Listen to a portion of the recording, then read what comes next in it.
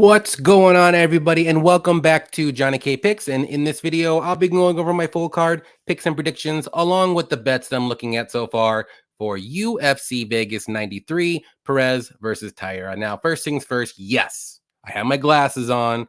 I usually don't. I wear contacts, but full disclosure, got a little poison ivy on my face. Don't want to be touching my eyes, all that good stuff. So just for precautionary reasons, that's why I got my glasses on. But hit that like button for me, subscribe if you're new, or if you just haven't yet, turn on the notifications so you know when I put out my video. I know I'm a little late this week because I went to UFC Louisville last weekend and I'm like days behind on everything. So I had to cut the grass and do this and do that, blah, blah, blah, blah, blah. So it is what it is. But hey, it's Tuesday night. At least I got it out. And then tomorrow will be our live show. And then, yeah, leave some comments below how well you did, how well you didn't do. I know I did horrible, so we'll get right to that in a second. And check out my Patreon, patreon.com/JohnnyKpicks, $5.99 a month. You can get my UFC content, my bets, my picks. I do betting cheat sheets, time prop cheat sheets, and I also do daily betting like MLB, NBA, blah, blah, blah, blah, all that good stuff. So check it out. But yeah, let's not go through UFC Louisville. I'm sure some people did well, I saw, which is great, but I'm sure a lot of people did bad in their picks and stuff. It was some crazy little outcomes and stuff like that when I was there live, obviously. Some of the judging, some of the reffing with the early stoppages. But real quick, I had 7 bets. I lost 6 of them. The only one I won was my time prop parlay. That all hit actually relatively easily. The other ones were just awful. Lost 5.97 units. For my picks, I ended up worse than that, actually. I think I went 9-5. Like I said, maybe there was 1 or 2 fights I could have won either way. I still did bad either way. But that's it. I'm not going to talk about it anymore. It's been 3 days, so I don't want to talk about it anymore. I want to talk about this card, UFC Vegas 93. There's 13 fights, so let's go all the way down to the bottom and start it off right. We got Shailin Nuerdanbieke versus Milk Costa. Pretty interesting fight. This is number 1 because I think there could be some other ones that should be first. But to start the night off, this is a pretty solid fight. Nuerdanbieke is a very he's good grappler, good wrestler, goes for takedowns. He does have good takedowns, but doesn't really have the greatest top control. His takedown defense himself isn't all that great. His striking is just okay. He's a little low volume, but he does have power in his hands. If he does land, he does have that KO power he could do. But Costa, though, very well-rounded, good grappling, very good striking with good kicks to the body, which we've seen, I believe it was Steve Garcia? Yeah, Steve Garcia to the body of Nuerdanbieke, so something to look at for this one. But he also, like I said, he also has very good grappling, very good submissions. So he's always going to be dangerous. So I'm just going to go with the more dangerous guy here. I think he's better on the feet. And I also think if this fight does get to the mat, he can work himself back up or maybe even work a submission, which is Costa. Not to say Nuerdanbieke is a bad fighter. I just think he's a little too one-dimensional with his wrestling. And like I said, even if he does get the fight to the mat, he doesn't really have the greatest top control. So opponents usually get back up and go to striking. But I know one thing I did with the UFC Louisville as I went against the strikers and it bit me in the butt. So I'm going to, in a closer fights, I'm going to go with the better strikers again, like I used to. So give me Costa to win. I'm not sure if he does get a finish. I do believe it's going to be later in the fight, maybe 2nd or 3rd round, but I think he can win a decision too. So I'll just say 2nd round knockout, probably something to the body, or early 3rd round knockout, something like that. Next one's going to be Julia Polastri versus Josephine Knutsson. And Polastri making her UFC debut. She's well-rounded. She's got solid striking, pretty good power. Takedown defense, though, isn't the greatest, but she does have good grappling and submission defense if the fight does get to the mat. And Knutsson, well-rounded herself, very good kickboxer. She actually fought in kickbox. She had a whole bunch of kickboxing fights before she went to MMA. But we also seen some good grappling and some good wrestling from her as of late. She's got very good kicks, and she's not really a finisher, but it's not because of lack of trying. She was trying to get that finish in the last fight, but Mary McMahon was just, too much, and she couldn't get that finish, but she was trying really hard. But I'm not sure if she's going to be able to get this fight finish in this fight either. But I'm going with Knutsson. I think she's just the better MMA. Well, I should say I think I like her striking a little bit better. And if this fight does get to the mat, I think she can stay on top and win minutes that way. So to me, I'm going to go with Josephine. I think she gets this one done by decision. I think the overs are good in this fight too. I don't see a finish from either side, but if there may be one, it might be Julia. But I think Josephine's very tough and she's very durable, and she has 3 rounds of cardio in her for sure. So give me Josephine by decision. Next one's going to be Jekka Saragih versus Weston Wilson. Mr. Wilson. We got Saragih's a solid striker. He's got very good power in his hands, very explosive on the feet. We did see him in some of his prior fights. He can wrestle, but he's not really like a wrestler or grappler kind of guy. He's more so a striker. He wants to try to go for the knockout. He's very, like I said, quick, dangerous, explosive. And who is Mr. Wilson fighting as of late? Quick, explosive guys, and Gene Silva and also Joe Anderson Brito, where he got knocked out twice. But Wilson, not the greatest striker. He is a good grappler. He does have good submissions, but that's really about it. He's very tall. He's going to have the 5 inches of reach, or I'm sorry, height, and then about 4 inches of reach. But I don't think it matters here. He's not very dangerous on the feet. If he's dangerous, it's going to be during the grappling. But I mean, can he pull off an upset? I mean, there's always that possibility, but I think Jekka has this one in the bag. So give me Jekka to win. I'm going to say first or early second round knockout. He's just going to be too explosive, too quick. And we've seen Jekka in his last fight against Lucas Alexander with that right hook. If he does the same thing in that fight in here, it's going to be even quicker than how he finished Alexander. So Jekka by first round knockout is the pick. I like the money line in a parlay. Or you can do the unders just to be safe. Next one's going to be Carly Judice versus, or Judice, however you want to say it, or Gabriela Fernandes here. So Judice making her UFC debut in her last fight. She did fight Ernesta, who was also in the UFC. She just fought kind of recently. She did lose that fight. Very close, fun fight. But she does have good striking. She has high volume, good combos. She always throws 2, 3, 4 combos. But she's also very hittable on the feet. Her striking defense is not all there, but she's tough. She's durable.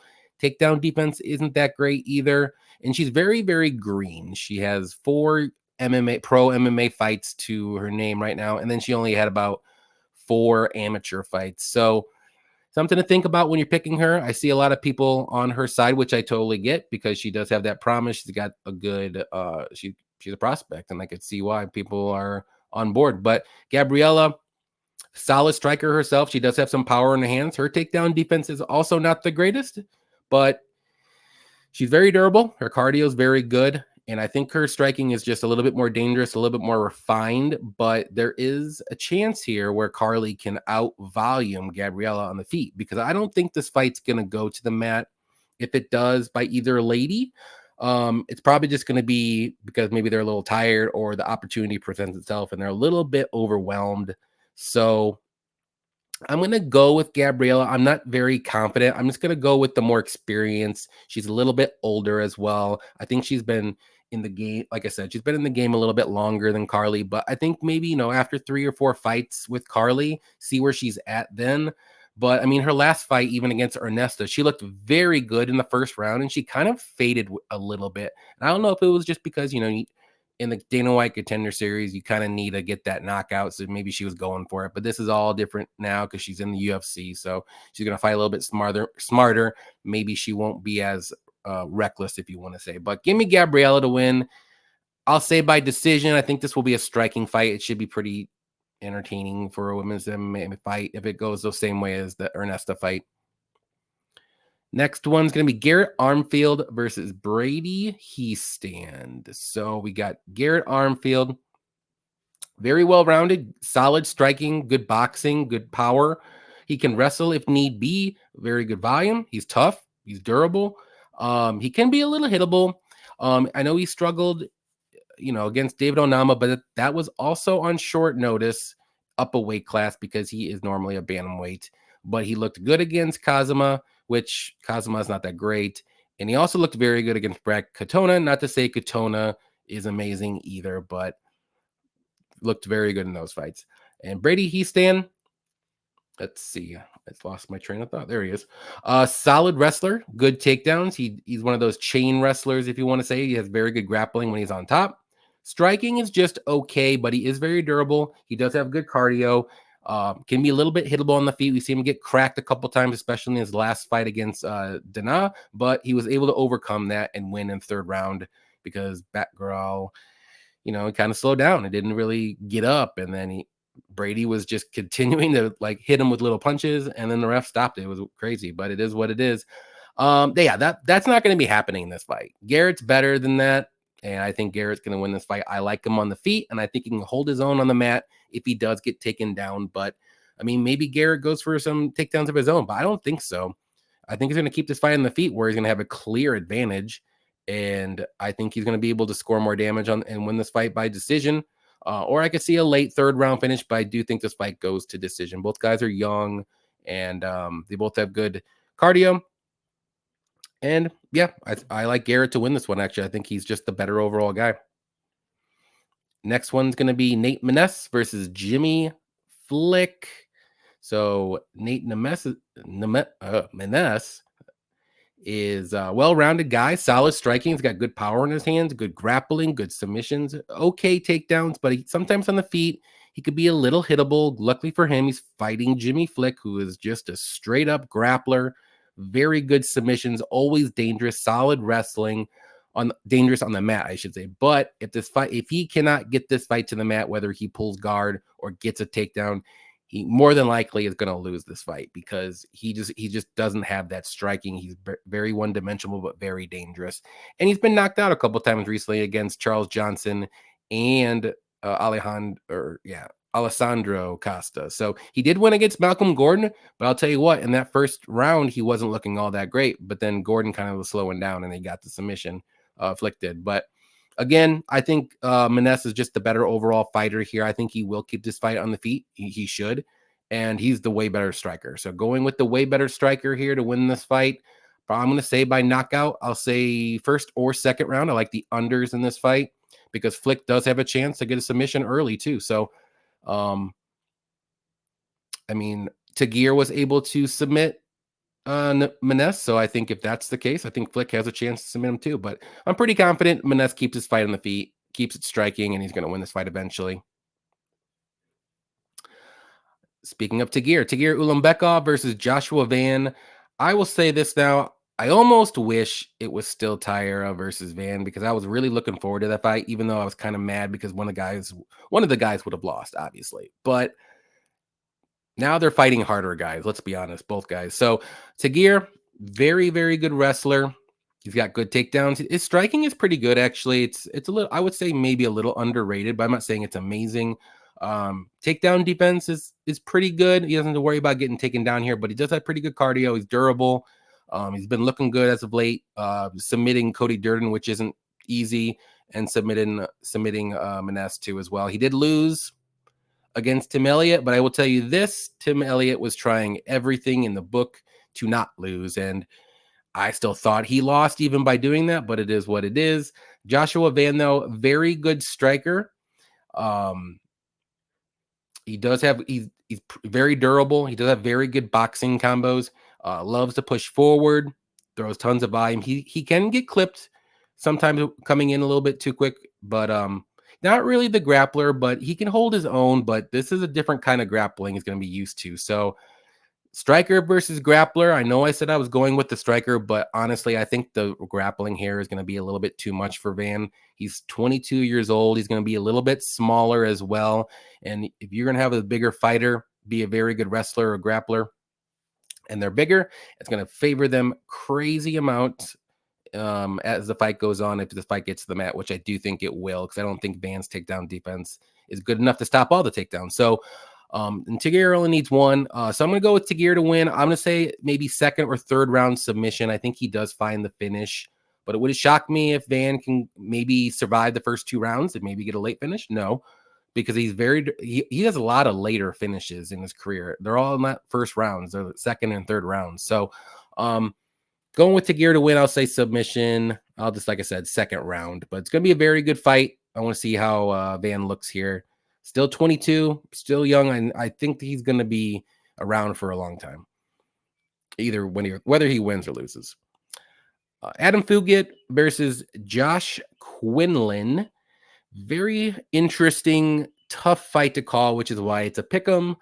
Fugitt, very solid grappler. He's pretty good striking. He does have pretty good power in his hands. He can be hittable on the feet, especially his straight punches right down the middle. But he is pretty durable. I know he's been knocked out by Michael Morales, but Michael Morales is a monster. He did look pretty good in that fight in the first round, though. I will say that. He looked good against Kinoshita, but Kinoshita seems like he's a little bit of a fraud. And Mike Malott, we don't know if he's a fraud because of that last fight, but either way. Josh Quinlan, though, very athletic, powerful puncher. He does have pretty good grappling. We haven't really seen it too much in the UFC, but he's very durable. I'm surprised he lasted as long as he did, but he got lit up and his face looked super terrible in the third round by Danny Barlow. But Danny Barlow is a monster. And but as the fight goes on, Josh can slow down a little bit with his volume. But like I said, the first two rounds are always going to be dangerous for anybody, whoever Josh is facing. But this is the fight. This is the fight of the card where I was going back and forth, like I said, and I'm gonna ever so slightly lean Quinlan, even though I changed my pick a couple times. I like the athleticism. He's a little bit younger. He's 31 compared to 35. I do think he's a little bit, he's more dangerous on the feet, and I think he can hold his own on the mat. And I know Fugitt might have better grappling maybe, but I don't know. It's pretty close to me. I think this fight stays on the feet for the majority of it. I think Quinlan can stuff Fugitt's takedowns or vice versa. And I think Quinlan can land the power shots more so right down the middle. And Fugitt's going to have to be careful for 15 minutes. So give me Quinlan to win. I'm going to say by knockout. I think one of these guys gets a finish because Fugitt gets a lot. He's kill or be killed, actually. And I didn't really see that until I started watching some of these fights. Either he's getting a finish or he's getting finished. So Quinlan by second round knockout, I'll say, but maybe even in the first round. I see if, like I said, I maybe go with the under as well. It could be a good spot. Next one is going to be Almabaev versus Jose Johnson.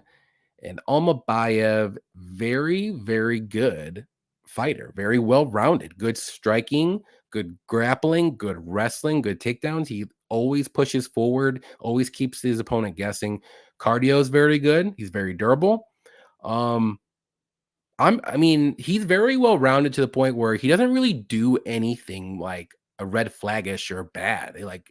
He might not do something as good as someone, but it's not going to be where he's going to get like knocked out in the first round or because he can't strike, or submitted in the first round because he can't grapple. Like, this guy's good everywhere. He's 19-2 for a reason, and he looked very good against CJ Vergara. He looked very good against Ode Osborne in the UFC. And I think Jose Johnson's about that level. So Jose Johnson, though, he's going to be monstrous. 6 foot, 71.5-inch reach at flyweight. He normally fights at bantamweight. Something to look at on the scales as well. But so he's going to have an advantage with that. But where'd I go? Okay. But he is a solid striker. He does have good power in his hands. He does those spinning elbows and knees, all that good stuff. His takedown defense, though, isn't great.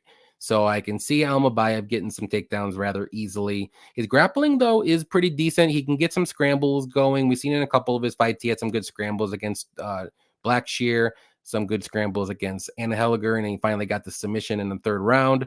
But he is more so a striker. He wants to keep this fight on the feet. But I got to go with Almabaev, and I know it does worry me a little bit because of the 8 inches of height. 6 inches, 6.5 inches of reach, but it doesn't matter if you get this fight to the mat. And I think Almabaev is going to have the cardio, the durability. He might have to take a punch to get the takedown, but once he gets the fight to the mat, I think he's going to control it and win this one. I'll say by decision, but again, it wouldn't shock me if he gets like a late finish. A lot of Almabaev's fights have come late, or I'm sorry, his finishes have come like later in the rounds, like after 1.5 rounds. So you can look at 1.5 here for like a parlay piece, just to be a little bit safer than the 2.5. But I do think he's the better fighter, the better MMA fighter overall, and I do think he gets this one done by decision. I'm gonna say decision. Another close one. This is the second closest one that I had to do here, and I kept going back and forth, and I did flip my pick. Miles Johns versus Douglas Silva de Andrade. So John's well-rounded guy, very good boxing, good power in his hands early, kind of fades a little bit. The power does. He has been using his wrestling as of late, which is good to see because he wasn't doing it earlier on. He does have good takedowns. He does work for those takedowns. So he can gas out a little bit or slow down as the fight goes on, but lately he's been doing better with it. I've been seeing improvements with his cardio, so that's good. His takedown defense is pretty good. And he's pretty durable. And the only reason why he's losing these fights by finish in the third round, mainly because he was gassing out then. But like I said, in the last 3 fights, he's looked pretty good with his cardio. His last fight was on short notice against Cody Gibson, but he was able to overcome and win that fight. So, as he should have, because Cody Gibson's not good. Silva, he's also well-rounded too. I would say he's more so a striker, but he does have very good grappling, good power in his hands. He's got like 20 knockouts out of his 29 wins. So he does have that power. I know he's a little older. He's 38, but he's looked very good recently against Cody Stamann, who's a wrestler, kind of like Miles Johns, with good boxing. And yeah, he does. The only thing with Douglas, sometimes he does like to make it a brawl a little bit. So not like a technical boxing. So that does worry me a bit, but he's pretty durable. And he does have good, I should say he's durable and he does have pretty good cardio too. Very close fight, but I'm ever so slightly gonna lean Douglas to Andrade, because I think as the fight goes on, I think he's going to be the one to win the later round. So round 2 is going to be the round that I was debating who do I think is going to win, but there's a chance where De Andrade wins the first round too. Like I think he's going to land the better shot. I think he's got more power than Miles Johns, and especially as the fight goes on, he's still going to be dangerous. And Miles Johns usually uses his wrestling more so to get the fight to the mat and win the points and minutes that way. But Silva has pretty good takedown defense, and he has got good grappling to get back up. So, again, very close fight. Don't blame anybody picking either guy here. Just going to lean ever so slightly De Andrade. I'll say by decision, both guys are pretty durable, but it wouldn't shock me again if De Andrade gets that late third round finish, because that's usually when Miles Johns gets finished, but I've been seeing a little bit more improvement with his cardio. All right. Here we are. Lucas Almeida versus Timmy Cuamba. Interesting fight on the main card. I'll tell you that. But Almeida, solid striker, good power in his hands. He's a little hittable on the feet sometimes. Takedown defense is not great. That's the one thing about him. He is mainly a striker, and he can't get back up from people that can hold him, have good top control. He cannot get back up. But other than that, like, he's pretty good striker. He's dangerous. He always comes forward. He wants to try to knock you out. Cuamba does have good striking. He's got okay power. He can wrestle if need be, but he's more so a striker. And good takedown defense, and he's pretty durable. I know he took the fight against Oki, almost won it by split, but let's be honest, Oki, I thought, won all 3 rounds, but it is, or at least 29-28, not even. So I didn't think Cuamba won that fight at all, but he made it closer. It was up a weight class. So this is at featherweight. You know, I know a lot of people are going to be on Cuamba, and I get it, but I think this fight's going to stay on the feet. And the odds to me are a little wide if that's the case. I just don't think Cuamba's wrestling is all that great. Sure, maybe he can get a takedown or 2 if need be, but I don't know if he's going to be able to hold down Almeida. And I think the striking, you might be able to lean Almeida here. He's fought the better competition in the UFC, even though I know he has some losses against Daniel Zellhuber, Pat Sabatini, Andre Fili. These guys that he's losing to are not bums at all. He beat Trezano. Good for him. And then he also beat, well, it's not even in the UFC, but Timmy Cuamba, though, like I said, I mean, he's good. He's solid. I just don't know if he's going to win this fight. And I'm just going to take a shot. I'm going to go with Lucas Almeida. I'll say by decision, but it wouldn't shock me if it's going to be a knockout. And it wouldn't shock me if Cuamba makes me look like a fool. But I'm going to take a rogue shot here and go with Lucas Almeida. I'll say by decision. Why not? Let's do it. Like I said, I think it's going to play out on the feet more so. And if that's the case, I think it's a 50-50 fight. Co-main, Ikram Aliskerov versus Antonio Trocoli. So Trocoli was supposed to fight, I think, a couple weeks ago, and he pulled out for whatever reason. But Aliskerov is a very good wrestler, good takedowns. He does have good top control when he's on top, but his striking is pretty good as well. He's got power in his hands. He's got a lot of these knockouts as of late. And Trocoli finally making his UFC debut at 33 years old. Solid striker, good grappling, good submissions. He does push forward, but he's not really. I mean, he hasn't fought in 2.5 years. Let's put it that way. So, not for sure why, but that's a huge red flag for me. So you got to go with Ikram here, and I was going to go with Ikram no matter what, even the layoff without it, whatever. But Aliskerov should be able to win this fight. I'll say by knockout, maybe ground and pound knockout, but it wouldn't shock me if he gets a club and sub either. So I know he's a huge favorite, like minus 1,000. So there's really no point of parlaying him unless you want to do inside the distance or something. But I'll just pass on that one. All right, guys, here we are. This is another fight that's pretty interesting here. Alex Perez versus Tatsuro Taira.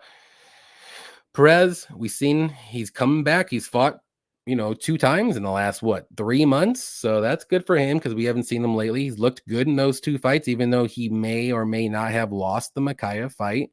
He looked very good against Nicolau, but he's a solid striker. He does have good power in his hands, very durable, good wrestling, good takedowns. His takedown defense is pretty good too. I know he was taken down a decent amount of times against Makayev, but Makayev was just chain wrestling him, and he just literally couldn't do anything but defend takedowns for like the last 2 rounds. And that's probably why he lost, because he couldn't do anything else. But he might have won that fight too. But one thing about him, though, his submission defense isn't all that great. He has been submitted a pretty decent amount of times in his 8 losses. 5 out of his 8 losses, he's been submitted. And the last one was against Pantoja, which you know why. But guess what? Taira is a very good submission artist. He's got very good grappling, good solid. It's pretty good. I would want him to work on it, but he's still young. Good wrestling. He does have pretty good striking. He's very patient, and he's very technical with his striking. Sometimes a little too patient, but he can get. We did see him get clipped a couple times in some of his fights against like Edgar Chavez, which that was a harder fight than I thought it would be for him. And even the who was it? The Carlos Candanera fight was a little bit harder than I thought it would be for him. But all these guys, Carlos Hernandez is a pretty decent win, but this is a big step up for Taira. And Perez isn't no bum. He's a top 5 feather or flyweight, top 6 or flyweight for a reason. And I think they're trying to move him up a little bit. Like I said, I don't know why they switched around Taira versus Van and now both of them are fighting very good guys that are ranked instead of each other. So I really like Taira as a fighter, and I do think he's going to be very good for a long time. But I do think this might be a little bit too quick or too early, too soon kind of thing. And I do think Perez might be able to win this fight, and I'm gonna go with Perez. I know my heart wants to say Taira, and I know I don't really sound confident, but I do think Perez should be able to keep this fight on the feet, and I might possibly believe that Perez's striking is actually better than Taira's. And not to say Taira has bad striking, but if he can keep this fight on the feet, looking like he did against Nicolau, against a very good striker, I mean, I think he should be able to win this fight. I don't know if it's going to be by finish or knockout, but what scares me with even betting Perez, because he's a pretty decent sized dog now, is Taira's submissions are so crazy and so good that he can submit, maybe get a guillotine or take the back on the feet and get a rear naked choke on Perez. So that worries me a little bit. But give me Perez to win. Not sure how. Maybe he clips him. I don't think he's going to submit him on the mat. I'll tell you that. He's going to have to get a knockout. So let's go with knockout. I mean, could this go 5 rounds? Sure. But Perez normally doesn't go past 2.5. So we'll see what happens. But give me Perez to win. Like I said, I'll say by knockout because I think that's a more realistic way. But it wouldn't shock me one bit if Taira gets this one done. I'm kind of rooting for him. Like I said, I don't think I'm going to have a bet on this fight. The only thing I might do would be the under because both guys I think can get a finish. But I think I can't bet Perez. Taira is too dangerous. And I know we always like to look for the one fight where we can fade the younger up and coming guy, but this is a really, really tough fight for Taira, and I hope he does well, but I just think it might be too much too soon. Kind of like in the Van fight. I think that's too much too soon for him fighting Tagir. Like these guys are really good wrestlers and very good UFC guys, and they fought very good competition. So we'll see what happens. I like both guys. I'm hoping they win, but I just don't think it's going to happen. We'll see, though. Maybe they prove me wrong. Hey, last week I did awful, so don't take my word for anything at all. But yeah, that's it. All 13 fights for you. Thank you for hanging out with me for 30 minutes. Definitely please hit that like button for me, subscribe, all that good stuff too. Wednesday night, we're going to be going live, me and Cody from Blood Money MMA Bets on his channel. I believe that's going to be his last show for a couple months. He's going to take a break.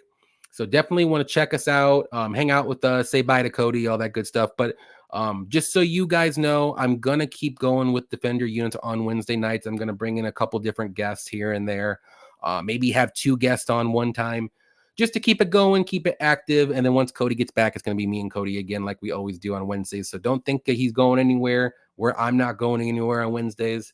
So we'll still be there. Can't get rid of me that easy. So definitely, like I said, appreciate you hanging out with me. Hit that like button for me. See you Wednesday.